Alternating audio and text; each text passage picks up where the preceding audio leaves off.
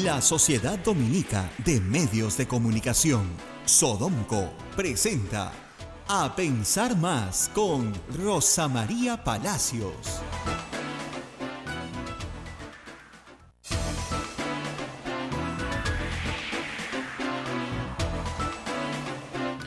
Muy buenos días, señoras y señores. Bienvenidos a Pensar Más a través de las emisoras de la Sociedad Dominica de Medios de Comunicación, Sodomco. Radio Santa Rosa en Lima, Radio Santo Domingo en Chimbote, Radio San Martín en Arequipa, Radio Veritas Cusco, Radio Cepagua Cayali, Radio Quillabamba La Convención, Radio Madre de Dios Puerto Maldonado. Son las emisoras dominicas del Perú y se unen nuestras emisoras amigas, Radio Huánuco en Huánuco, Radio La Voz de Ayacucho, Radio Pública en Puno, Radio Moro en Ancas, Radio Cumbre en Huancayos, la Radio del Arzobispado, Radio Milenio en Satipo, Radio Estación Solar en Abancay, Radio Oriente en Yurimaguas, Radio Los Ángeles en Chota, Apumaqui Estéreo, Aemetagua y nuestra página web que está también transmitiendo. Rosa María, muy buenos días. Muy buenos días, Abel, a todos los amigos que nos escuchan en el mundo entero, en Lima y en todas las ciudades del Perú.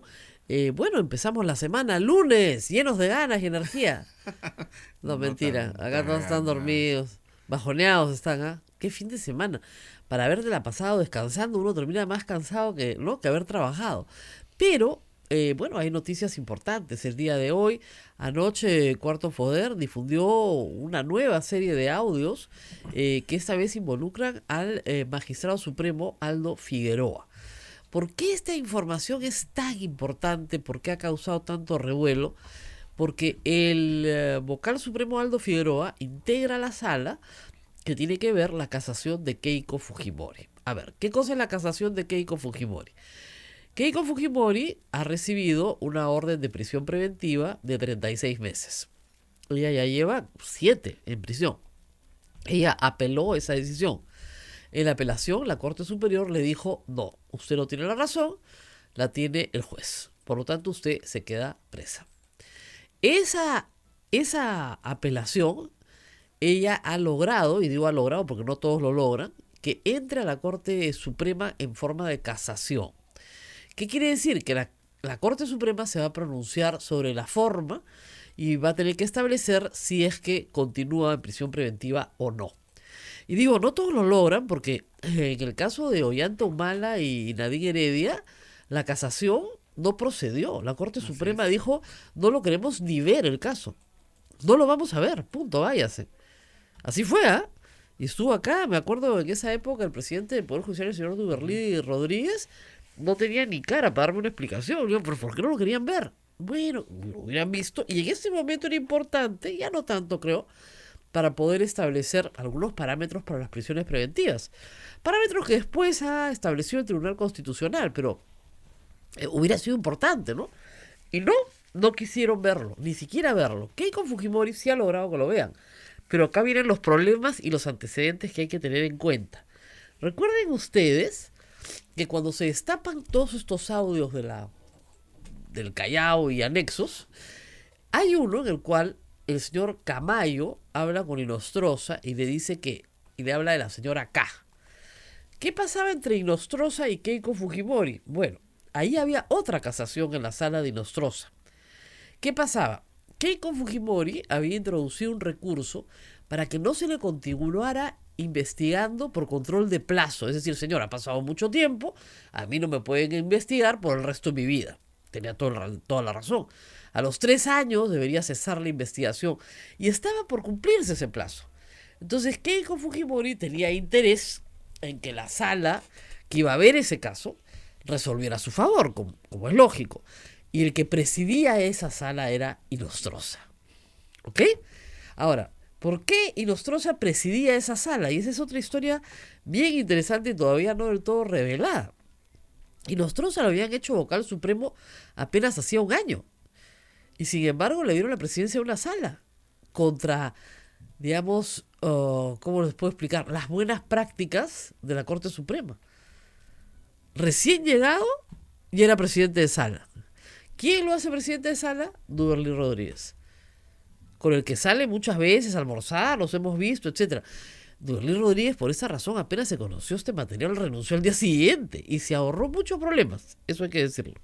Pero es verdad que esto causó un problema. Entonces, el señor Inostroza, presidente de Sala, no se sabe, porque todavía no tenemos la confirmación, si se reunió con la señora K o no, pero Miki Torres dice que él es la señora K, ¿no? Entonces, bueno, con alguien de la defensa de Keiko Fujimori o interesado por la defensa de Keiko Fujimori se reunió. En esa sala, que no llegó a ver la casación, estaba Aldo Figueroa. También. Y en esta, también. Y este señor Aldo Figueroa dijo, cuando se le preguntó su relación con algunos de los cuellos blancos, dijo que a Walter Ríos no lo conocía más que de algunas ceremonias de apertura del año judicial. Nada más.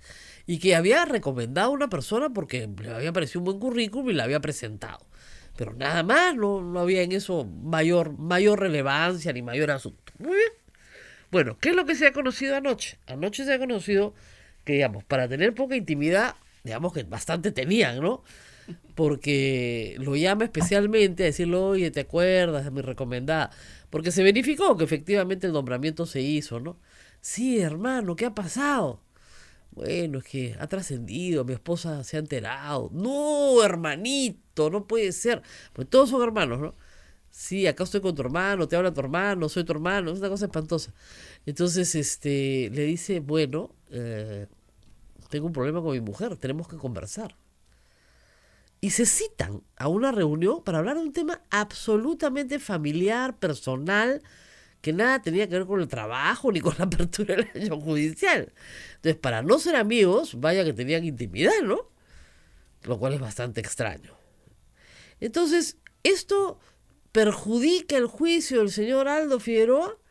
Lo que pasa es que si falla a favor de Keiko Fujimori, va a estar sujeto a sospecha. Entonces, lo mejor que puede hacer es inhibirse.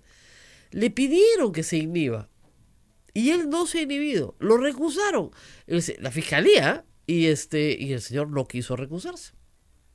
Y más bien la sala no ha aceptado que lo remuevan. O sea, le ha parecido muy bien que se quede.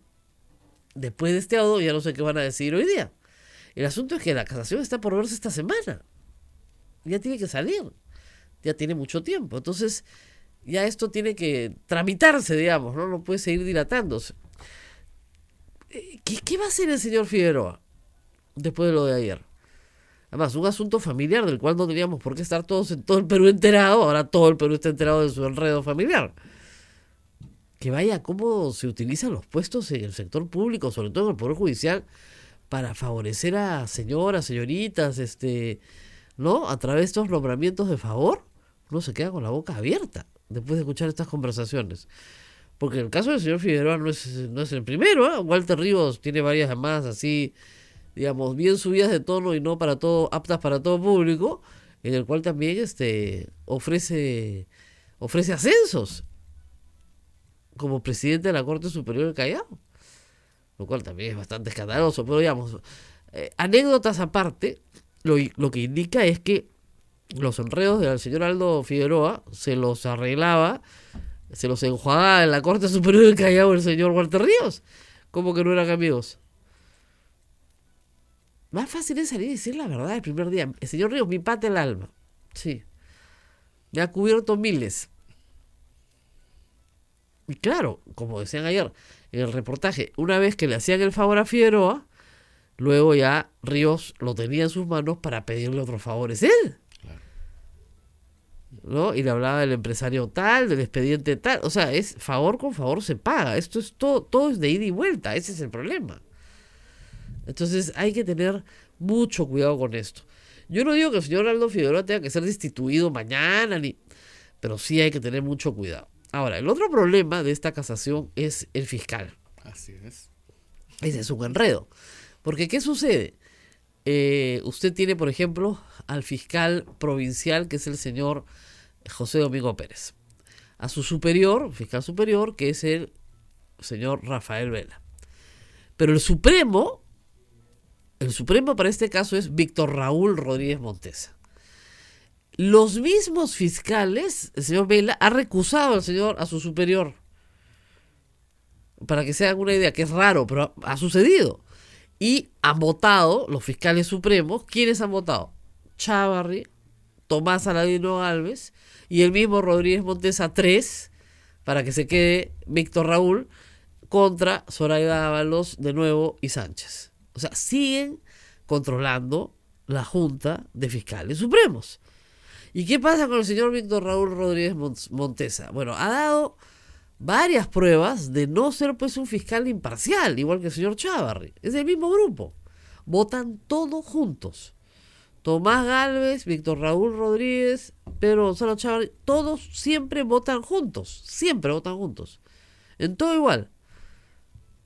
Y bien raro, ¿no? En todo igual. Entonces, esta situación lo que ha llevado es a pedir la recusación. ¿Y qué pasó con el señor Víctor Raúl Rodríguez Montesa? Se quedó de fiscal. Porque lo han protegido ¿quiénes? Chávarri y Tomás Gálvez. ¿Y qué pasaba con Chávarri y Tomás Gálvez la semana pasada? Estaban a punto, pero a punto, de ser destituidos. Pero no, la Comisión Permanente los protegió. Para que pudieran respaldar este tipo de medidas. No hay otra explicación. O sea, están tratando de jalar la pita todo lo que se pueda. Todo lo que se pueda para proteger a Keiko Fujimori, todo lo que se pueda. ¿Y por qué no es confiable el señor Víctor Raúl Rodríguez Montesa? Algunos hechos. Cuando IDL Reporteros emitió las primeras grabaciones de los cuellos blancos, en ese momento le decíamos lavajuez, el artículo se llamó Corte y Corrupción. Inmediatamente se montó un operativo, y digo en primera persona porque yo fui testigo de estos hechos, en el que se presentó un fiscal de más bajo grado, con 4 policías en la puerta del IDL, para realizar un allanamiento e incautación del material. Venían a incautar todo el material de los audios.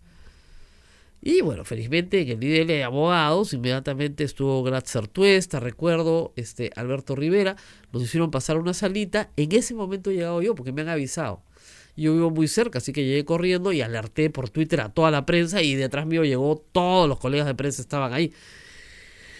Y yo he entrado, he visto a esta gente sentada, y Carlos Rivera le pide al fiscal la orden. Por favor, enséñenos la resolución. No, hemos venido sin resolución. Y ahí sí todo el mundo se quedó así como que, un momentito. Porque obviamente, era muy gracioso, Gustavo en una posición pues periodística hasta la muerte. Yo no entrego mi fuente ni muerta, ni entrego mi material ni muerto. Yo creo que habían tomado las providencias para no tenerlo ahí, o sea que tenían las cosas bastante ocultas, pero igual venían pues con ese propósito, y se descubre que no había ninguna orden, era un falso operativo. El fiscal era verdadero, pero no había orden alguna. No, que veníamos para hacer una diligencia de algo así de buena voluntad. A patar largo de aquí se fueron y ya toda la prensa estaba afuera. Esa fue la primera alerta. Luego vino otra, porque no fue la única. Luego ya vino por escrito de Víctor Raúl Rodríguez Montesa, algo así como dicen, intimándolos para que no declararan una cosa así, o para que no siguieran publicando. Fuera, que todo era inconstitucional, ilegal. O sea, este señor desarrolló varios actos, para impedir la investigación periodística y para impedir la publicación periodística y para incluso incautar el material. Entonces, simple y llanamente estaba clarísimo que trabajaba dentro de una línea que era la protección de estas personas. ¿Ok? Y estas personas tenían una discusión más o menos clara de cómo tenían que protegerse los unos a los otros. Ese fiscal sigue siendo fiscal. Ese fiscal ha sido recusado. Ese fiscal no ha aceptado la recusación con los votos de sus pares. Y luego ese fiscal es el que va a ver la casación de Keiko Fujimori. Eso es increíble. Y eso es lo que está pasando. Entonces, estemos atentos de esta historia, pues no es una historia menor, es una historia más o menos importante, y vamos a ver qué sucede esta semana, porque ya estamos con la casación encima, ¿no es cierto? En fin. Ayer el congresista Gino Costa, en entrevista en Cuarto Poder, anunció que la denuncia que había presentado la señora Zoraida Ábalos también ya tenía un informe donde se blindaba nuevamente al señor Pedro Gonzalo Chávarri. No, es que el blindaje es una cosa tan consistente que no entiende por qué hasta que ve estas cosas, pues. Necesitan el voto de Chávarri para proteger al fiscal que está viendo que la casación de Keiko Fujimori en la detención preventiva.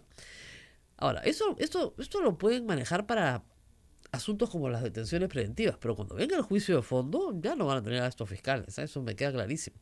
Están tratando de mantener estos fiscales hasta que venga el juicio oral. Yo no creo que esto vaya a prosperar, ¿eh? Y con eso volvemos al chat de la botica de la señora Rosa Bartra. Es una cuestión de supervivencia. Ahora ella dice que dijo otra cosa, Sí, ¿no? sí, sí. No, que eso se refería a la democracia. Sí, a la democracia. A la democracia, es que es una cuestión de la supervivencia de la democracia. De la institucionalidad. De la creo que. institucionalidad, de la democracia, etcétera. Así que, bueno, yo no creo que sea así, todos sabemos a qué se refería, y estos actos, en efecto, dan cuenta de que se refiere a otra historia. Lo que tiene que tener Keiko Fujimori, pues, es un juez imparcial. Eso es un derecho constitucional, el derecho a juez imparcial. Lo que no puede tener es un juez a su medida, que es una cosa muy diferente, ¿no? El juez imparcial es aquel que, sin ningún prejuicio, sin ninguna carga anterior, sin estar a favor o en contra tuyo, escucha el caso y sobre esa base decide, ¿no? Pero en este caso es difícil, efectivamente, encontrar ¿cómo se llama? Un juez imparcial, porque puede ser que todos los jueces tengan ya una opinión más o menos formada de esta historia, pero aún siendo difícil tienes que tratar. Pero si el juez Aldo Figueroa, ¿saben qué pasa? Que cuando los jueces tienen, en cualquier circunstancia, no me refiero solamente en esta, un rabo de paja, algo por lo cual los litigantes lo puedan poner contra la pared, ya deja de ser un juez imparcial, pues. Ese es el problema. Cuando los jueces tienen este tipo de problemas públicos o privados y una de las partes lo sabe y lo puede usar en su contra, entonces ahí tienes un problema. Porque, a ver, les voy a explicar algo que parece para todos va a ser bien fácil de entender. ¿Quién remueve a un juez o a un fiscal? El Consejo Nacional, que no existe. Va a ser la JNJ posteriormente. Así es, ¿ya? Cuando no son ratificados o por faltas disciplinarias. Pero también solamente pueden ser procesados los jueces supremos y los fiscales supremos si pasan primero por el Congreso de la República. Es decir, solamente pueden ser procesados, ya no por razones meramente disciplinarias o por incompetencia, sino por delitos, solo pueden ser procesados si es que pasan por el beneficio ante juicio en el Congreso de la República. Y resulta que la bancada de Fuerza Popular todavía tiene el control absoluto de la Comisión de Acusaciones Constitucionales y de la Comisión Permanente. Con absoluto quiero decir que tienen mayoría de votos ahí. Porque ha sucedido un fenómeno curioso, que eso hay que explicarlo. Cuando comenzó el fujimorismo en el poder, digamos, del Congreso en el año 2016, los fujimoristas eran 73. Y eso representaba más o menos el 56% del total de curules, de 130. Pero ese 56% se tiene que ver reflejado en cada una de las 24 comisiones ordinarias, más la comisión permanente, sus subcomisiones y todas las demás. ¿Ok? Estamos hablando de más de 27 comisiones, porque está la comisión permanente, bueno, aparte de las comisiones especializadas y todo, y la de ética, ¿ya? Entonces, ¿qué ha pasado? Por ejemplo, en la comisión permanente, que son 25, 15 son fujimoristas. Tienen mayoría absoluta siempre. Y en esta oportunidad más, porque los 4 miembros de la mesa directiva que participan en la comisión permanente también son los 4 fujimoristas. ¿Cuál es el actual peso del fujimorismo en el Congreso? Actualmente, con 53 congresistas, 40%. Entonces, tienen que bajar de tener mayoría en todas, mayoría absoluta, en todas las comisiones, a tener 40%. Y eso se va a materializar, digamos, se va a concretar a partir de agosto. Pero eso no ha sucedido todavía. Y tenemos a la comisión permanente y a la subcomisión de acusaciones constitucionales y a la comisión de levantamiento de inmunidad parlamentaria controlada políticamente por el fujimorismo. al cual no le conviene perder el control que tiene hoy en la sala que va a haber el caso de Keiko Fujimori, y tampoco le conviene perder los 3 fiscales que tiene. Por eso la desesperación del cambio de voto el día que el señor Salaverry planteó pues la recomposición de las comisiones, ¿no? Una desesperación pocas veces vista. Todos, primero dijeron no y después dijeron nos abstenemos. Ahora, eso se va a ver, despreocúpense, en un mes, o sea, un poquito más de un mes. Cuando se instale la nueva mesa directiva, se tiene que ver la recomposición de todas las comisiones. Y ahí van a cambiar los pesos completamente. Pero completamente. O sea, hay grupos políticos que no tienen acceso. Por ejemplo, Cambio 21 no tiene acceso y tendría derecho a tener uno, por lo menos en cada una de estas comisiones. La bancada liberal como tal y otras más tienen que tener acceso de alguna forma, pero todavía no lo tienen. Se habla de que de todas maneras hay un grupo fuerte del fujimorismo que va a salir. Se sigue deslizando la idea, ¿no? Que hay un grupo que no está de acuerdo con la cúpula del fujimorismo y Todavía no se han manifestado, ¿ah? no, solamente salieron 2. Pero 2 nada más. Nada más. Bueno, Se hablaba acuérdate de que 15, de 20. acuérdate que en Navidad, o sea, en diciembre salieron unos 5 o 6. O sea, sí hay un grupo que va saliendo, pero se va colocando o con los no agrupados ahorita, que es el momento en que más no agrupados hay, porque se rompe la bancada, la concertación parlamentaria y se crea esta cosa que se llama Acción Republicana, donde hay fujimoristas, sobre todo mujeres, 3 congresistas, más Rosas que venía de APP y Olachea que venía de PPK, pero 3 mujeres fujimoristas, y después tenemos Cambio 21, que es el grupo de los Avengers, lo que queda. Esos no tienen representación en comisiones. Pero hay topos también, Rosa María. Ah, no, esa bancada republicana va a votar con el fujimorismo todo, probablemente, o mucho. En fin, vamos a ir a la pausa y regresamos para hablar de derecho constitucional. Va a estar con nosotros el doctor Carlos Fernández Fontenoy para hablar de algunos aspectos que han sido discutidos en las últimas semanas. Y nada, vamos a seguir informando también de la situación de los venezolanos en el Perú. Un asunto bastante complejo que me ha llevado a mí a bloquear a decenas de personas en el Twitter, porque francamente para estar rodeado de racistas y de xenófobos, porque yo admito que hay gente muy honesta, ¿no? Que te dice, odio a los venezolanos, no quiero ver a uno más. Bueno, por lo menos es sincero, ¿no? Pero eso, no, nadie los odia, somos buenitos, lo que pasa es que queremos que haya orden y por eso es necesario pedirles pasaporte. Entonces tú dices, oye, en Venezuela no hay pasaportes. Bueno, hay que pedirles, es un requisito de orden, no es un requisito de orden, es una imposición. Ahora, me han informado que la Coordinadora de Derechos Humanos ya está poniendo una acción de amparo contra la medida y había una en trámite, pero se está poniendo otra, justamente para ver este problema que es... Me han pasado los afiches que ha sacado el Ministerio del Interior. Son afiches que deberían irse a la Corte Penal Internacional, ¿eh? Son afiches donde ponen, ya los deportamos, más o menos, ¿no? Y la bandera de Venezuela, el avión, operativos, intervención a venezolanos. Hay mucho menos venezolanos en el Perú en la cárcel que colombianos. Así es. Eso es increíble. Hay más de 500 colombianos que tienen una migración casi nula al Perú. O sea, eso sí, los que vienen, muchísimos vienen a delinquir, son sicarios, en fin, miembros de organizaciones vinculadas al narcotráfico.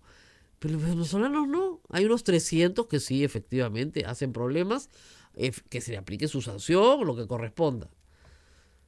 Pero acá todos los robos son de venezolanos, todos. Y eso es mentira, ¿no? Y sobre eso se ha montado el ministro del Interior con el presidente de la República en uno de los psicosociales más tristes, ¿no? Porque eso se llama alentar la xenofobia. Alentar la xenofobia alentada por el propio presidente y por el propio ministro para excusar su incompetencia. Pues es una cosa espantosa.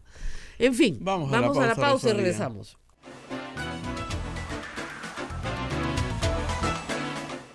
Sodomco, Sociedad Dominica de Medios de Comunicación. Continuamos con A Pensar Más a través de las emisoras de la Sociedad Dominica de Medios de Comunicación. Rosa María. Bueno, estamos acá para hablar de varios temas constitucionales que han estado, un poco en debate en las últimas semanas y a veces son difíciles para ustedes, todos sufren mucho tratando de entenderlos, aunque deberían ser muy sencillos, dicho sea de paso. La Constitución es para que todos la lean, porque es un instrumento que todo ciudadano debería tener a la mano. Hemos invitado al doctor Carlos Fernández Fontenoy. Él es profesor de la Universidad Ruiz de Montoya, director de la maestría de Ciencia Política, además, o sea que tiene no solamente la carga del derecho constitucional, sino también de la ciencia política, que es una ciencia independiente, por si acaso, del derecho, pero que tiene mucha vinculación con él. Gracias, doctor, por estar con nosotros. ¿Qué tal, Rosa María? Gracias. Bueno, la semana pasada y antepasada se han planteado problemas que a veces están muy lejos de la ciudadanía, porque son problemas complejos y que, digamos, son parte de la definición de nuestro diseño constitucional. Hablemos un poco de la cuestión de confianza, de sus orígenes, de por qué está en la Constitución. Chirino Soto lo dijo en el diario de Debates en el 93, que esta institución en realidad se colocaba para evitar los golpes de Estado, que era una válvula de escape que le daba la última palabra al presidente. Hay que recordar además que la iniciativa del grupo político fujimorista en ese contexto era que el presidente pudiera disolver el Congreso sin expresión de causa, por lo menos una vez durante su mandato. Y Chirinos les dice en el debate, sí, ustedes quieren constitucionalizar el 5 de abril, pero no, vamos a buscar otra fórmula. Y se crea un subgrupo de trabajo con el papá de Miki Torres, Joy Guay y Chirinos, y llegan a esta fórmula, a este acuerdo de la cuestión de confianza, que no se ha usado prácticamente hasta este gobierno, 19 años después. Entonces, claro, tendría que darse la situación en la cual hubiera una importante mayoría política frente a un presidente que era de otro partido. Y eso fue lo que sucedió. ¿Qué límites tiene la cuestión de confianza? Es algo que me gustaría debatir esta mañana, porque hay un grupo de personas que dicen no, que es muy limitada. Y bueno, el Tribunal Constitucional ha dicho que es para todo. ¿Qué límites tiene? Mira, en realidad yo estoy de acuerdo contigo de que la cuestión de confianza se crea para equilibrar un poco la relación entre los poderes, ¿no? En este caso el Poder Legislativo y el Poder Ejecutivo. Y si bien no se ha usado, es porque, que yo recuerde, nunca hemos tenido un Congreso como el que tenemos, Así es. ¿no?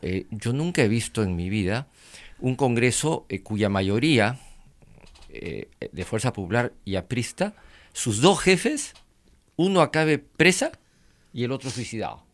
Claro. Esos son las dos cabezas del Congreso, ¿no? Entonces es un Congreso muy especial, ¿no? Donde, digamos, los fiscales lo catalogan como compuesto por por partidos que son bandas delincuenciales.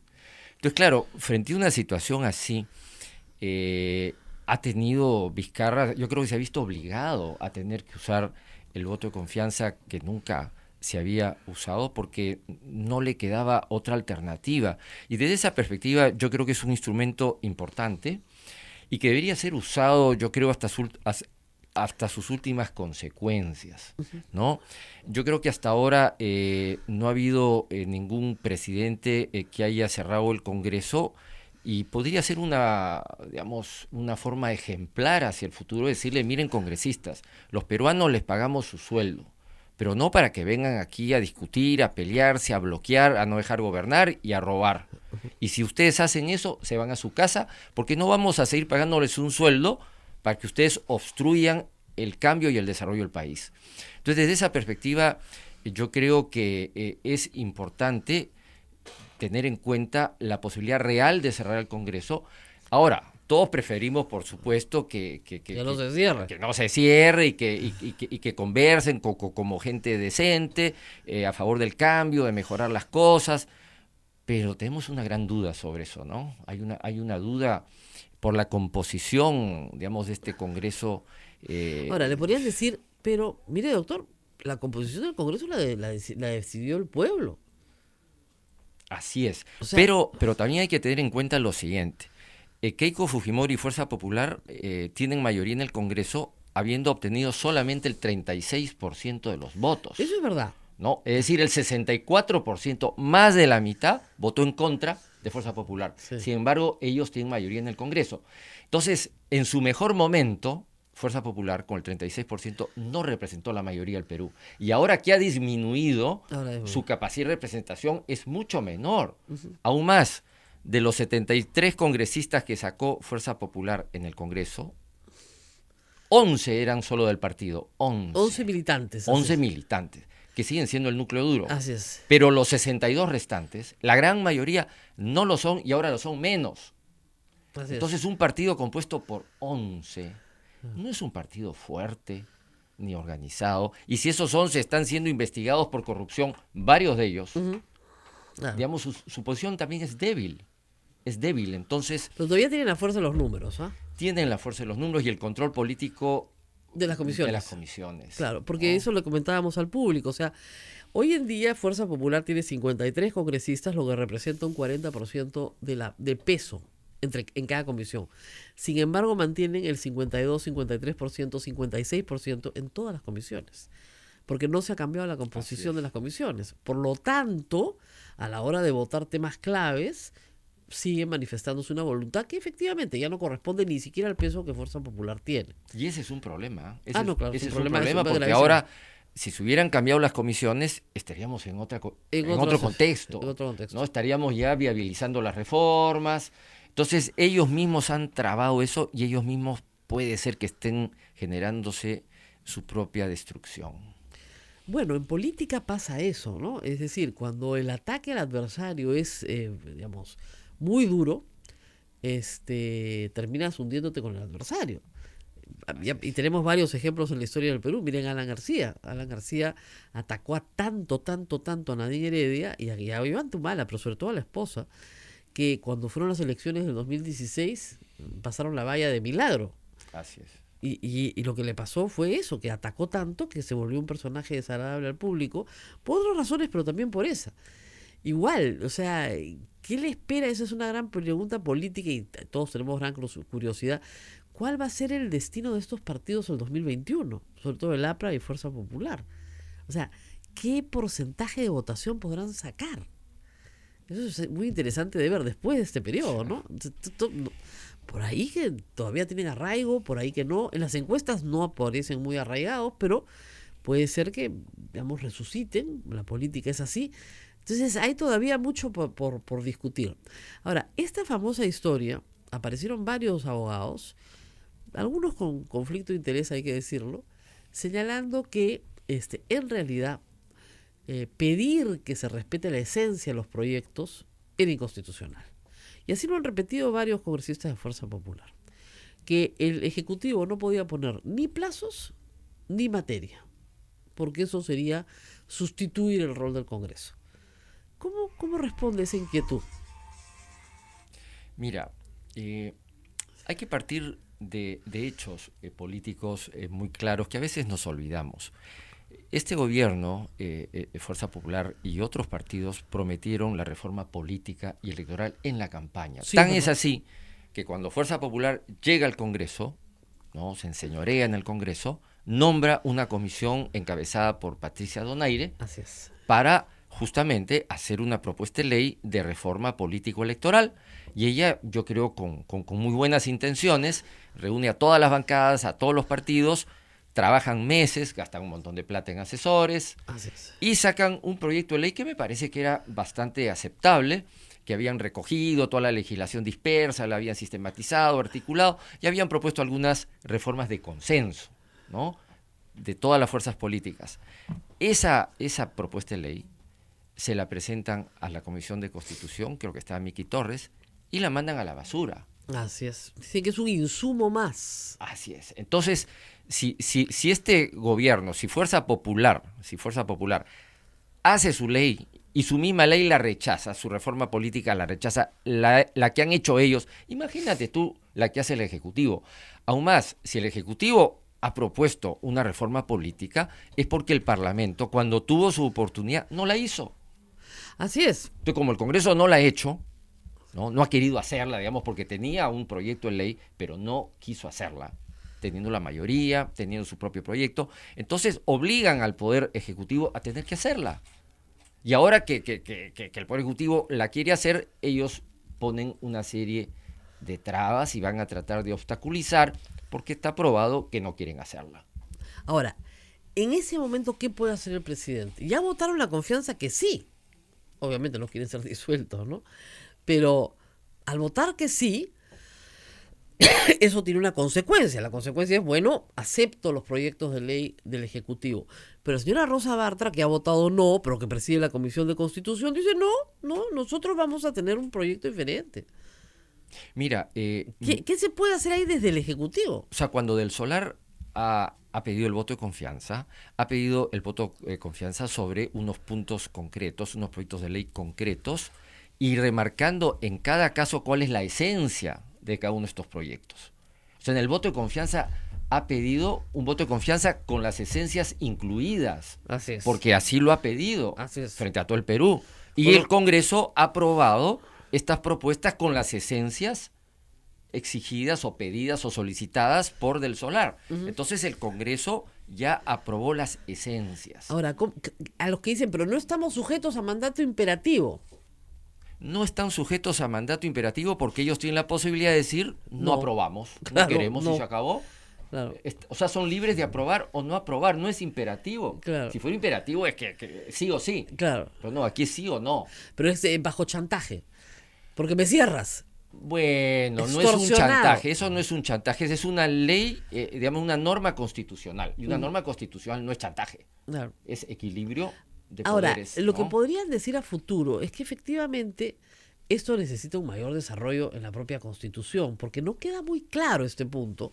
Para mí sí queda clarísimo, pero si no queda claro para los receptores, debería tener que quedar bien claro, ¿no?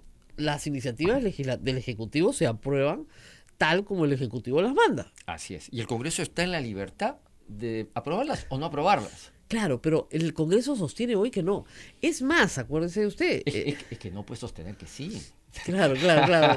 Si ellos no quieren hacer No la quieren, reforma no política. quieren, evidentemente, No. pero digamos, cuando esto estaba ahí en la Constitución, Mauricio Mulder se da cuenta, no había sido usado todavía ya con Kuczynski en el poder, él introduce una reforma al reglamento del Congreso, que es una forma bien, digamos, sutil y descarada, si quieren, de no pasar por la observación del presidente de la República, sino lo redujo al reglamento del Congreso. Y en el reglamento del Congreso él modifica la cuestión de confianza en la Constitución, dice dos cosas. La primera es que se tienen que ir todos los ministros cuando cae el gabinete, y la segunda es que la cuestión de confianza no es ni para leyes ni para mecanismos de control político sobre los ministros. Ninguno de los dos. Y al colocar eso, claro, cuando en julio del año pasado o en agosto se presenta Villanueva con la cuestión de confianza, le dicen, no señor, cuestión de confianza para políticas generales de gobierno. Entonces el señor Villanueva dice, bueno, acá están mis proyectos, pero sí, lucha contra la corrupción. Ah, ya, sí, se lo aprobamos. Pero el proyecto es como nosotros queramos. Entonces queda ese antecedente. Y hay gente que cree que de verdad la cuestión de confianza es para política general de gobierno. Hasta que en noviembre el Tribunal Constitucional dice, esto es para todo, para lo que quiere el gobierno. Y cambia completamente la situación. O sea, ya esto ya está definido a nivel de Tribunal Constitucional. Pero aparece el señor Blume, que es el presidente, que tiene un voto singular, de apoyo además, con mayor énfasis, digamos, y dice que no se puede reformar la Constitución, que el presidente no puede usar la reforma constitucional, o sea, la cuestión de confianza para reforma constitucional. ¿Cómo se entiende eso? Bueno, Generando gran confusión, ¿no? Bueno, la explicación que yo encuentro, en haber varias por supuesto, pero la que yo encuentro es que Blume está reflejando una tendencia desesperada de algunos sectores de que se ven ya acorralados y muchos de ellos cumplen la cárcel, ¿no? O sea, se están jugando la cárcel, se están jugando posiciones políticas que significa mucho dinero también, ¿no? Están en juego ahora muchas cosas en el país, está en juego la posibilidad de pasar esta crisis de partidos políticos, de representación política, de hartazgo de la población con su clase política y sus instituciones, como el Congreso, ¿no? Y esa oportunidad no la podemos, pues, dejar pasar. Entonces, por eso estamos dando una lucha muy fuerte contra todas estas personas que con dientes y con uñas están tratando de aferrarse, incluidos algunos representantes del Tribunal Constitucional. Así de grave. Así es, yo lo veo así. Yo también, pero nunca... Yo lo que digo es que acá hay abogados con conflictos de interés. O sea, han desfilado abogados diciendo, por ejemplo, que si el Congreso decía no habían dos cuestiones de confianza ganadas por el Ejecutivo, porque la de Zavala no valía, porque era de otro gobierno. Eso yo lo he escuchado al doctor Aníbal Quiroga, diciendo que era otro gobierno. Bueno, Aníbal Quiroga también tiene una posición muy clara, ¿no? Muy, en el fondo muy parecida a la de Blume probablemente, y representan los mismos intereses políticos, ¿no? Eso está claro y, digamos, esto está sirviendo también para delimitar un poco los campos. Eso es interesante, ¿no? sí. Estamos viendo cómo se va alineando la gente, ¿no? Y eso está bien, porque ya esos campos comienzan a aclararse. A sincerarse, claro, ¿no? ¿No? A sincerarse, y esos campos van a ser de donde finalmente van a salir los candidatos para el 2021, probablemente, ¿no? Ahora, lo que es interesante es que la gente cree, después de escuchar esto, y es lo que a mí me da mucha pena, es que la profesión de abogado sirve para todo. O sea, que el abogado, tú lo contratas y es una especie de muñeco ventríloco que dice lo que tú quieres que él diga. Santos Quequisola decía, ese es un abogado de alquiler. De alquiler, claro, ¿No? pues. O sea, que te contratan y tú dices, bueno, lo que dice quiere escuchar el cliente, pero le das un revestimiento pues jurídico, ¿no? Citas algunas cositas. Lo adornas. Lo adornas bonito, que tenga lógica, que tenga alguna lógica jurídica, y puedes confundir. Yo los bauticé acá como los doctores Truquini, porque sacan un truco, ¿no es cierto? Pero el problema es que no eran pocos, ¿ah? Y Rosa Bartra consiguió una colección y los sentó a todos en su comisión de Constitución, y en protesta algunos congresistas se pararon y se fueron. Porque varios tenían evidente conflicto de interés. Pero evidente conflicto de interés. Mira, el Congreso está en una situación muy delicada. Yo nunca en mi vida había visto marchas masivas contra el Congreso. Sí. Yo siempre había visto marchas contra ministerios, el SUTEP marchaba contra el Ministerio de Educación, los otros contra el Ministerio tal, contra el de Minería. Contra el presidente, contra el normalmente. presidente, pero nunca marchas contra el Congreso. Perdón, ¿y marchas de apoyo a la Fiscalía? Tampoco, En mi vida he ni a visto. jueces, ni a fiscales. En mi vida he visto una que cosa. les hagan canciones al juez Carguancho. Claro. O sea, nunca hemos visto eso. ¿Eso No. qué quiere decir? Que ya la población está focalizando el problema de la corrupción en el Congreso, ¿no? Y quienes están defendiendo, digamos, la lucha anticorrupción, como jueces y fiscales valientes, o el Poder Ejecutivo, que está asumiendo Algún rol en eso algún también. rol en esto, y un rol importante, ¿no? Y esperemos que lo siga asumiendo. Pero si este Congreso, yo creo, en estos momentos no viabiliza la reforma política como la plantea el Ejecutivo, se está jugando seriamente la posibilidad de que lo cierren. Y van a pasar a la historia como el Congreso corrupto, mafioso, que fue cerrado por un presidente valiente que se atrevió, ¿no?, a dar un golpe sobre la mesa, es decir, ustedes traferos, obstaculizadores de la reforma política, de la moralización, váyanse a su casa. El pueblo ya no los quiere, no les quiere pagar un sueldo para que no hagan nada y en todo caso pongan obstáculos. Esa es la posibilidad real, y que la mayoría de la población lo quiere. Eso es lo terrible, ¿no? Porque no debería ser Bueno, así, ¿no? terrible desde un punto de vista. Claro, desde el punto de vista, digamos, institucional, deberíamos tener un Congreso pues respetable, Pero, ¿no? bueno, pero no es el caso, es el peor Congreso de que recordamos, lleno de mafiosos y sinvergüenzas. Entonces, el presidente tiene ya casi la obligación de mandarlos a su casa. Y sería un ejemplo para los futuros congresos saber que si no cumplen con su función, si no trabajan en función del cambio y se dedican a pelearse y a obstaculizar y censurar ministros, qué sé yo, se van a su casa. Ahora, lo que decía Chirinos en esta discusión era que el pueblo decida.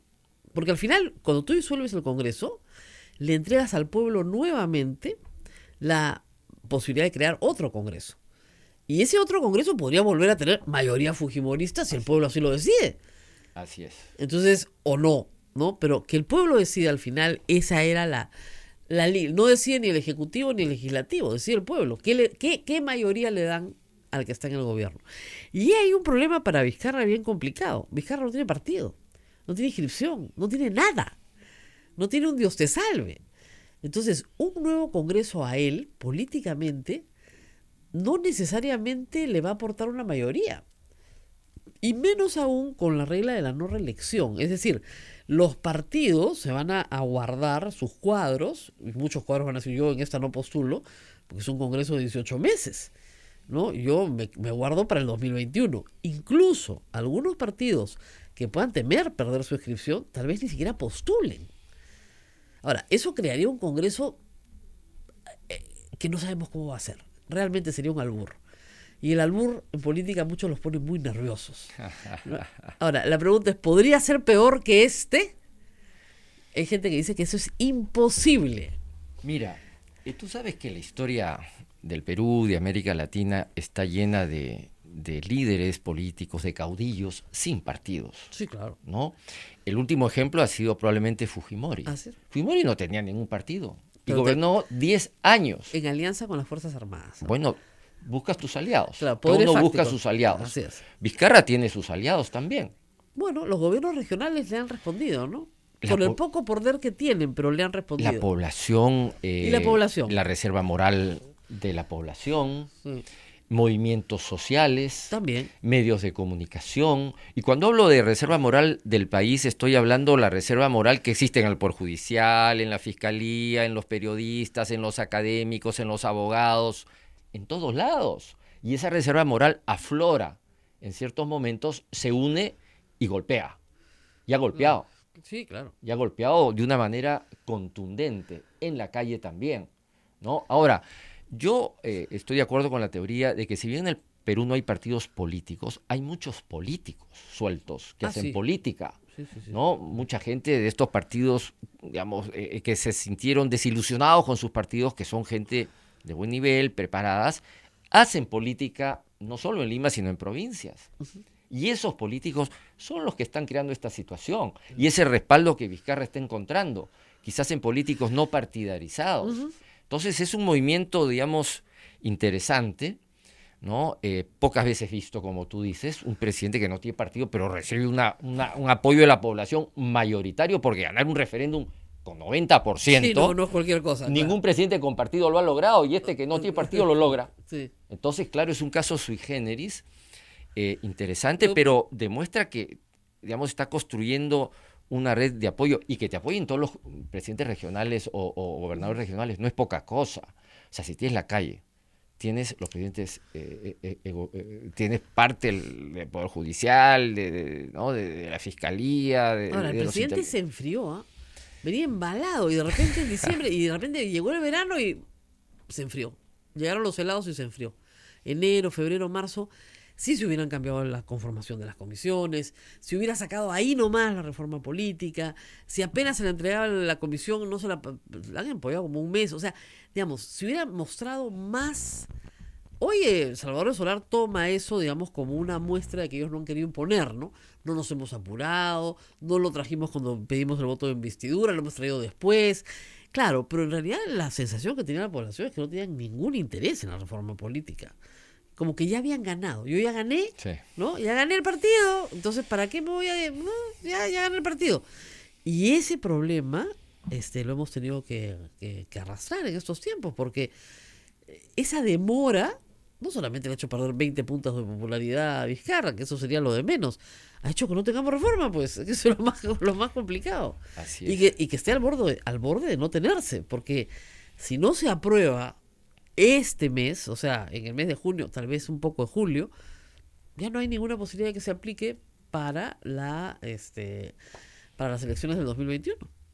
Así es. Yo creo que el enfriamiento de Villanueva, El enfriamiento. digamos que ha creado parte de este problema también. Claro. Se debe, yo creo, por lo menos a dos razones. Una, que no es un político experimentado, la verdad. No. Es un político experimentado. Y segundo, que tampoco, digamos, es un gran reformador que ha hecho su campaña planteando una serie de reformas, tampoco. Digamos que se ha encontrado en una coyuntura política que no esperaba, donde, digamos, o se lanzaba, digamos, contra un Congreso que lo quería controlar, dominar, y si no hacía lo que quería, lo vacaba y lo votaba. Claro. O se distanciaba, confrontaba, ¿no? Y se mantenía en el poder. Entonces no le queda otra posibilidad que seguir confrontando y llevar adelante las reformas que el Perú necesita, para suerte nuestra. Así es. Vamos a la pausa, regresamos de esta lucha, confrontación, colaboración, que es básica en ciencia política. Volvemos con eso. Sodomco, Sociedad Dominica de Medios de Comunicación. Continuamos con A Pensar Más a través de las emisoras de la Sociedad Dominica de Medios de Comunicación.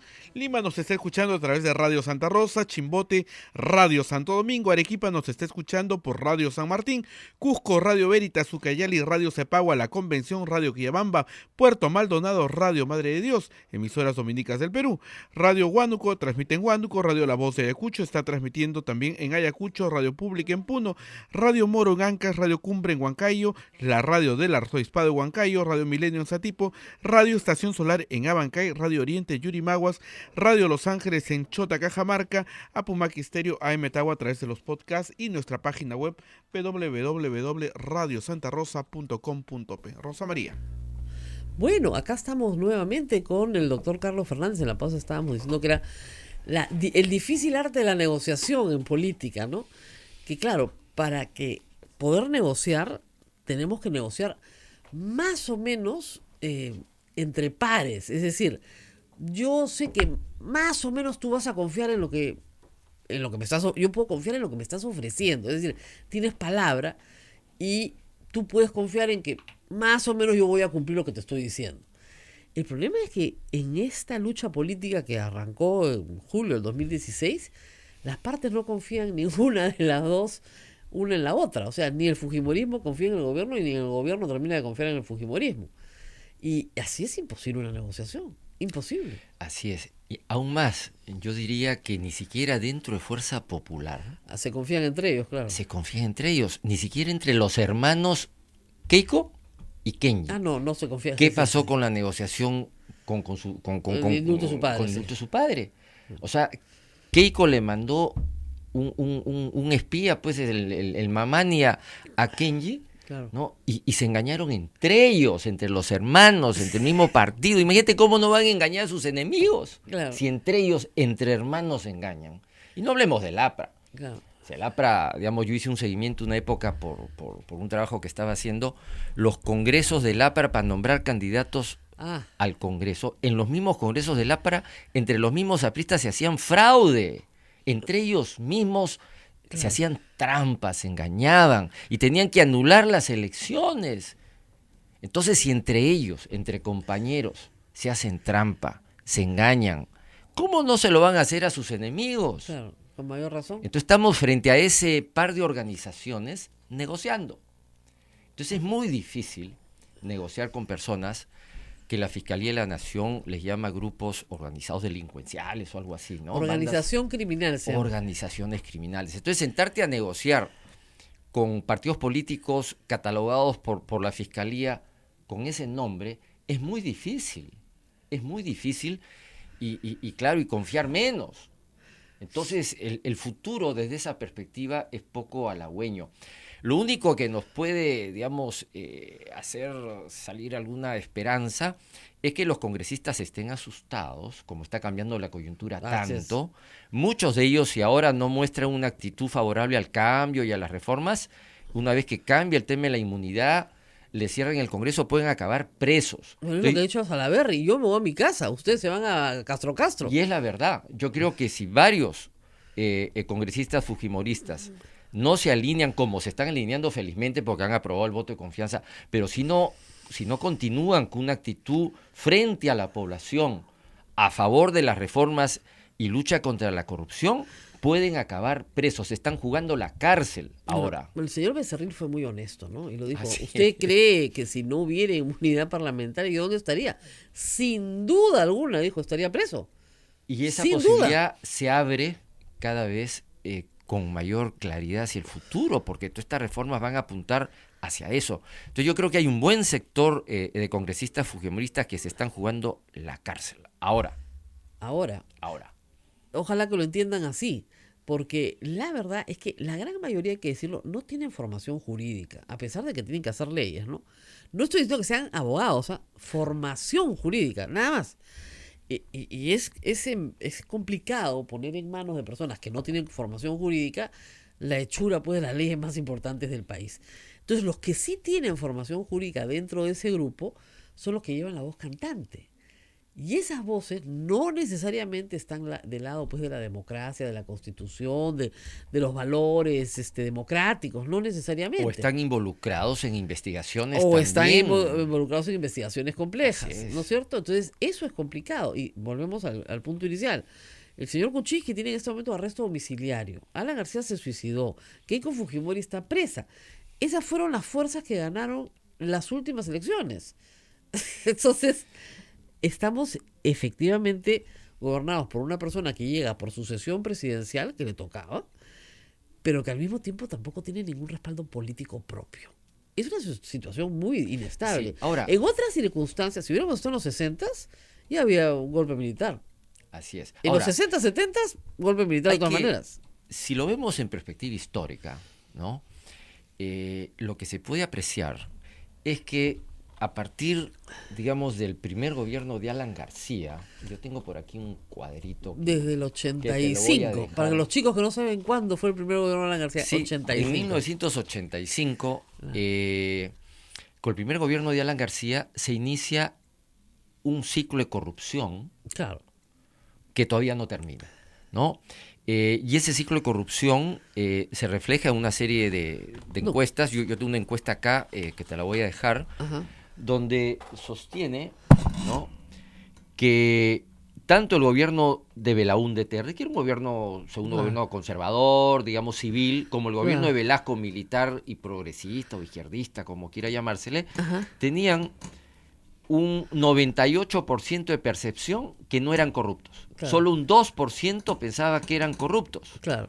Y del 2% se pasa al gobierno de Alan García al 30% de percepción de corrupción. Claro. Es decir, aquí hay un quiebre y después a Fujimori 53%. Claro. ¿No? Entonces, hay un Ahora, momento... esta encuesta es interesante, pues una encuesta realizada en Lima en el año 2008, ¿ok? Y claro, uno recuerda, ¿no? Así Entonces, es, claro, está los fresca la- jóvenes acá no saben quién es Velasco, pues, pero existió, les juro. Entonces, claro, el recuerdo del último es el recuerdo más grave que tenemos. Y claro, acá Alejandro Toledo sale muy bajo el 2008, porque cuando dejó el gobierno, Toledo, tenía fama de muchas cosas. De mitómano, borrachoso, impuntual. Pero no se le acusaba todavía de las coimas que hoy se Así es, conocen. de corrupto. Claro, lo que era la esperanza de la población era que con la caída de Alberto Fujimori, ese ciclo de corrupción se había cortado. Lo que Lavallato nos trae es la terrible verdad de que ese ciclo de corrupción no se cortó, sino que se mantuvo. Así es. Ahora, si tú sumas los dos gobiernos de Fujimori, Así es. son 10 años. Sí, claro. Si sumas los dos gobiernos de Alan García, 10 años. 10 años. 20 años. Entre ellos dos gobernaron 20 años. Más Toledo, Claro. aunque Toledo Humala 10. él los y otros- su grupito fueron los que robaron. Yo creo que Claro. tuvo muy buenos ministros. Quizás su principal virtud fue elegir buenos ministros. Exactamente. Yo creo que fue lo mejor que hizo. Así Y cuando es. él se iba a Pero Punta Sal y claro. gobernaban sus ministros, nos iba muy bien. Cuando pero- regresaba, claro, se pero- enredaba todo, ¿no? Pero el problema con Toledo en realidad fue justamente que no construyó un partido, no dejó nada. Hoy no queda nada. Nada.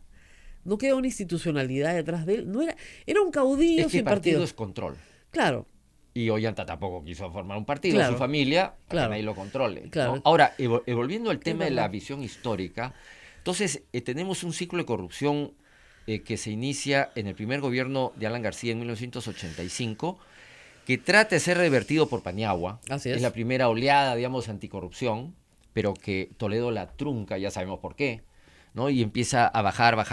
Con Alan García ni hablemos. Claro. Entonces, tenemos casi 30 años donde han habido gobiernos, 20 con corrupción. así es, nombrando fiscales, nombrando jueces, metiendo gente al Jurado Nacional de Elecciones, a la OMPE, a todos los ministerios. Entonces, yo lo que le digo a mis alumnos es que la tarea de esta generación, así como las anteriores, pues levantamos al Perú de la crisis económica o la quiebra en que nos dejó Alan García. Más de 10 años, pero llegamos a ser el primer país que crecía en América Latina después de Así haber es. sido quebrados. Quebrados. Sendero, el terrorismo, nos demoró 10, 15 años luchar con el terrorismo y ganamos. 70.000 muertos, un costo Altísimo. alto, pero ganamos. Entonces los peruanos ganamos. Ahora, ¿cuál es el gran reto? ¿Cuál es el gran reto? Luchar contra la corrupción, limpiar de corruptos al Estado peruano, incluido el Congreso. Y esa es la tarea que va a demorar 10 años, 15 años, y se va a ganar, yo creo, pero recién estamos empezando, ¿no? Esta es la generación de los fumigadores. Van a tener que fumigar, digamos, en muchas instituciones del Claro, Estado. ahora, lo bueno es que se ha empezado de arriba para abajo, ¿no? O sea, los líderes se están yendo a prisión. Normalmente, la lucha contra la corrupción en el Perú ha sido intensa en los mandos más bajos, ¿no? Como decían, los que roban gallinas. Esos todos Los van peces presos. chicos. Los peces chicos, pero nunca los peces grandes. Lo que ha pasado con el caso Lavallato y ahora con el Lavajuez, que para el Poder Judicial es una magnífica noticia, porque ese caso ha removido a todo el Consejo Nacional de la Magistratura, que era una vergüenza. Era una vergüenza desde todo punto de vista, desde el punto de vista académico, moral, delincuencial, etcétera. Lo ha removido entero. Tenemos la esperanza de que se nombre uno nuevo. Vamos a ver qué pasa. Ojalá, en medio de eso. Doctor, ¿usted no quiere postular? Muchos no quieren postular, pues. Yo creo que mucha gente que está en la reserva moral del país, que no le interesa el No. poder o la política, quizás postule para este Congreso de año y medio Claro. Ah, eso sí. para cerrar. Eso sí. Para cerrar. O sea, ¿no? Entrar y cerrar las Yo reformas le que dije a haya la que audiencia hacer. acá, no le dije, miren chicos, yo les apuesto lo que quieran, que estos votan que sí. Ahora, si votaran que no, ya, ¿qué les apuesto? Les apuesto que yo postulo al Congreso. Como sé que Bueno, no- bueno, tú estás en la reserva moral. claro, pero como sé que no va a pasar, no tengo problema con la apuesta. Entonces yo le dije, Como dice mi hija menor, nunca digas nunca. no, pero no va a pasar, pues, porque estos, ¿qué van a soltar? Pues imagínate, ¿quién va a soltar eso? ¿A 2 años de irte lo vas a soltar? Ni hablar.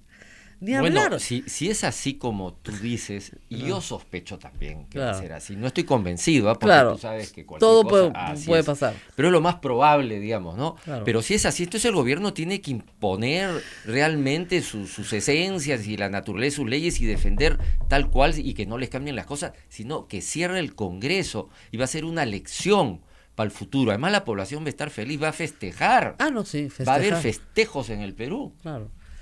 Era como cuando, no fue así, pero la gente decía, si detienen a Alan García, feriado nacional.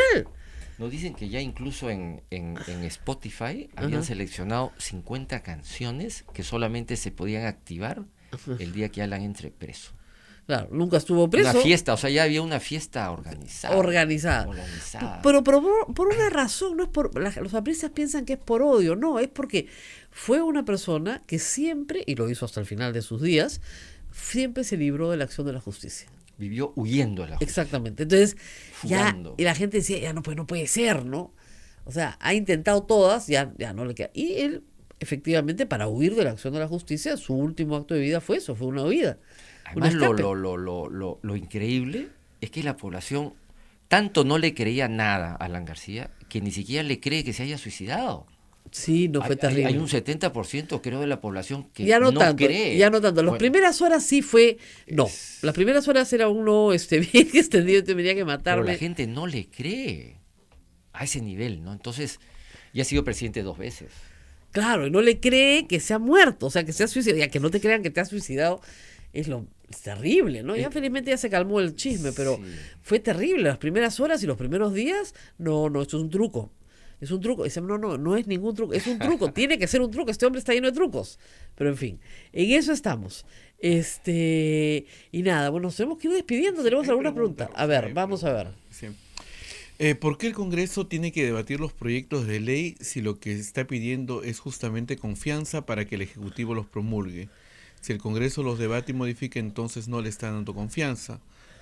Es una buena pregunta, porque en realidad, claro, en un esquema muy rígido, sería casi como un otorgamiento de facultades, ¿no? Pero no es así. ¿Por qué los debate de todas maneras el Congreso? Porque me parece que, según la Constitución, quienes aprueban, ¿no?, las leyes y cambian los Claro. artículos de la Constitución es el Congreso. Claro. Entonces el Congreso, si bien ha aceptado las propuestas de Vizcarra, ha aceptado la reforma política, ha aceptado las esencias y la naturaleza y el fondo de estas reformas, por otro lado, también según la Constitución, pues ellos son los que tienen que dar las leyes o no darlas, tienen esa libertad. Pero si las dan, van a tener que respetar, digamos, el núcleo central de estas leyes, el sentido, el espíritu de estas leyes, pero sí pueden mejorarlas. Nadie está en contra de que las puedan mejorar. O sea, hay una serie de cosas probablemente que a través del debate, incluso con el Poder Ejecutivo, se van a poder mejorar. Ahora, hay que decirle a esta persona que, a ver, el presidente puede hacer cuestión de confianza una delegación de facultades, sí puede. De hecho, el Consejo, a ver, algunos presidentes del Consejo de Ministros, cuando se presentan en la investidura, han solicitado un otorgamiento de facultades y han hecho cuestión de confianza de ellos y se lo han otorgado. Pero para reforma constitucional no se puede por otorgamiento de facultades. Ese es el tema. Ahí tiene que participar el Congreso obligatoriamente. El presidente tiene iniciativa, eso sí, pero no tiene la posibilidad del presidente promulgar una ley de reforma constitucional, ni con referéndum. Tiene que pasar por el Congreso obligatoriamente. Y algunas de las solicitadas sí pasan por reforma constitucional. Hay otra pregunta de Edgar, dice, ¿qué es la esencia? Eso no está bien definido en lo que han presentado. Si hacen una jugada como la de la bicameralidad. Una pregunta, ¿qué es la esencia? ¿Qué es la esencia?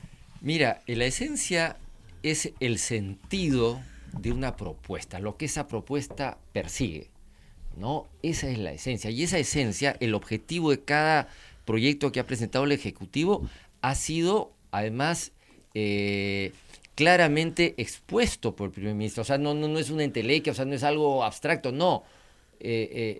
Salvador del Solar ha dicho, este proyecto de ley tiene una esencia, tiene un sentido, tiene un objetivo, y el objetivo es este. Y lo ha dicho claramente. Entonces ahora yo creo que ya están claras las cosas. Muy bien. ¿Alguna pregunta más? Sí, bueno, esta pregunta, a ver. ¿Usted ve un panorama, doctor, en las próximas elecciones del 2021 entre Chibolín y Antauro Humala? Yo siempre digo eso, como va la cosa, es que de verdad, pues, este tema de los venezolanos, yo lo he experimentado todo este fin de semana, y por culpa del presidente, hay que decirlo también, y del ministro del Interior, ha lamentablemente exacerbado la xenofobia. Es impresionante. Entonces, propuestas de como Ollantumala, que son normalmente xenofóbicas. Antauro. Antauro, me equivoco con el hermano. Ricardo Belmo, ¿no? Son propuestas que se basan siempre en mentiras, pero son muy populares y podrían triunfar. Y hay gente que tiene mucho temor de eso, que nos pase la de Bolsonaro, no por la derecha, sino más bien por la izquierda. Proyectos totalitarios, fascistas, xenofóbicos, pero que al mismo tiempo no reconocen derechos constitucionales, libertades individuales, complicadísimos. Pero eso puede ser por la idea del orden, ¿no? O sea, como no tenemos orden, el orden tiene que primar sobre la libertad. Entonces vamos a un proyecto de orden.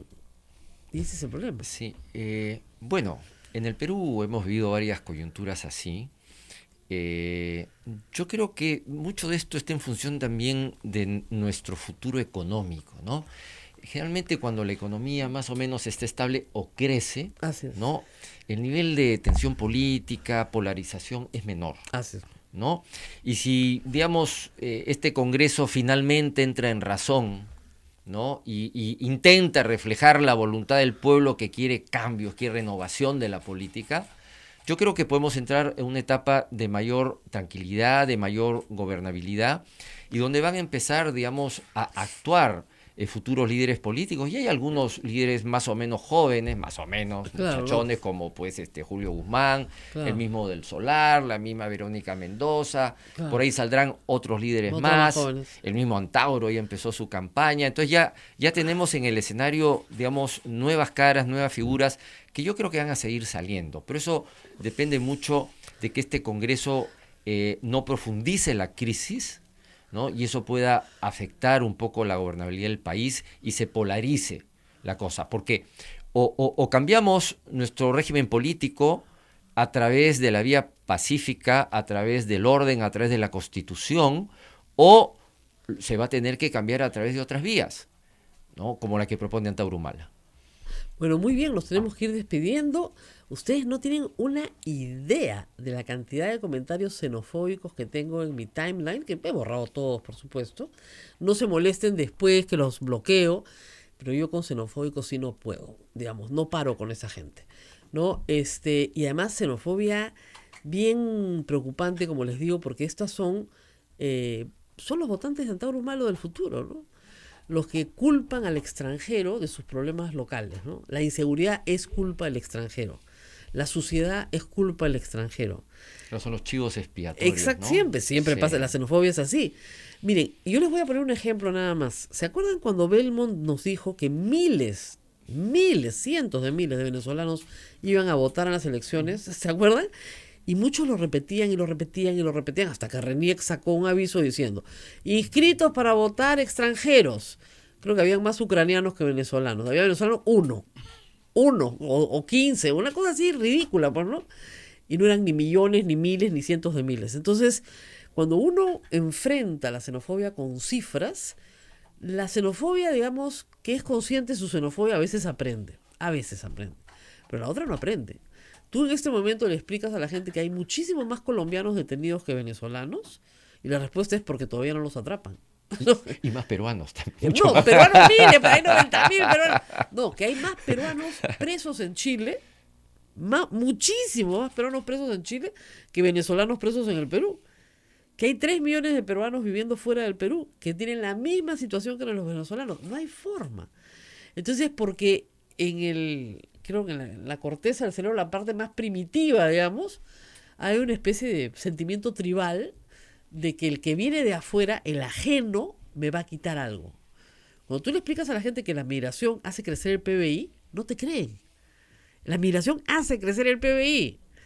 Cuando tú le explicas que cientos de familias peruanas están viéndose beneficiadas con la migración porque tienen negocios con los migrantes de todo tipo, desde alquilar cuartos hasta darles de comer, entonces la gente no entiende que eso es positivo para la sociedad. Ese grupo, lamentablemente, que pide orden, van a ser los insultos, ¿ah? Parece que yo no trabajara en el centro de Lima. No, parece que yo trabajo con vista al golf. Usted está en su nube, en su grupo social. Oiga, yo trabajo en Camaná, 158, para más señas. Y acá estoy en la mañana y en la noche, Camaná 3:20 en la noche. Entonces, ¿de qué me están hablando? Yo acá agarro, miren, yo ahorita me voy acá nomás a la esquina, tiro una piedra en Camaná y va a caer sobre la cabeza de un venezolano de todas maneras. De verdad, tira una piedra al aire y cae sobre la cabeza. Además es gente hay que... cientos de venezolanos alrededor mío, Además, todos los días. hay gente... Y no tengo ningún problema. Hay gente que se olvida que en un momento determinado millones de peruanos salieron Del Perú, hay del 3 Perú, millones viviendo y fuera. muchísimos se fueron a Venezuela, se fueron a Bolivia, Ecuador, a Estados Unidos, a España. No, además Y nos recibieron. Además, los argumentos son, pero ¿por qué el Estado les tiene que dar vivienda? ¿Cuándo les ha dado vivienda? ¿No? Hospitales, los venezolanos pagan su médico, a diferencia de nosotros. Los que les dan el CIS es pagado. ¿Ok? Sí, vacunan en frontera, como a todo el que entra en situaciones de peligro humanitario, porque es un peligro para el Perú que entre sin vacuna. Eso es todo. Ahora, yo creo que esta... Además, hasta que no te roben, no vas a entender. Oiga, señor Herrera, que me está escribiendo, me han robado cualquier cantidad de veces en la vida. Todos eran peruanos. Tengo que estar agradecida porque eran peruanos y triste si me roba un venezolano. O sea, yo no entiendo, de verdad. Es una xenofobia bien brava, y obviamente toda esta gente merece ser bloqueada, y ser bloqueada por siempre, ¿eh? Yo a los xenofóbicos, eso sí, no tienen amnistía, porque eso es odio, ¿no? Entonces, sí, es verdad, eso no podemos tolerar. Ahora, xenofobia siempre va a haber. Sí, Hay claro. grupos que no tienen ningún discurso político, ninguna propuesta, entonces se agarran de estas cosas para obtener votos, pantalla, No, además, consejitos, audiencia. ¿no? Por favor, hable de política, ¿ya? ¿Qué cosa creen que es derechos humanos? Estoy hablando exacta. No malogre la imagen que tengo de usted fuera de acá, bloqueado todo. Gente corrupta del alma, ¿no? Es una cosa terrible. Y como digo, lo terrible es que esto ha sido propiciado por el presidente de la República y por el ministro del Interior, cuando el presidente va a una deportación, como si fuera un show. ¡Ah, acá estamos deportando gente! ¡Vengan! Y a partir de la próxima semana, pasaporte. Entonces, señor, no hay pasaportes en Venezuela. ¿Y por qué cree que lo estamos poniendo, pues? Para que no vengan. Pues no le diga a nadie para que no se nota. Es una cosa espantosa, pero espantosa. Pero acá sí, ¿eh? En fin, vamos caminando. Nos vamos, Rosa Nos María. vamos, doctor Carlos Fernández, gracias por haber estado con nosotros y nos vamos a ir, pero no se preocupen, vamos a seguir viniendo. De acá no nos vamos. Y les pedimos a todos que recuerden que Radio Santa Rosa es una radio pastoral que vive de, ¿de qué vive? De la caridad pública. Así que, por favor, entran a la página web de Radio Santa Rosa, o sea, radiosantarosa.com.pe, y hay un cuadradito que dice PayPal, y ahí nos puede hacer una donación. ¡Yes! Si vieran cómo saltan. Muy bien. Cuídense mucho. Nos vemos mañana. Chao, chao.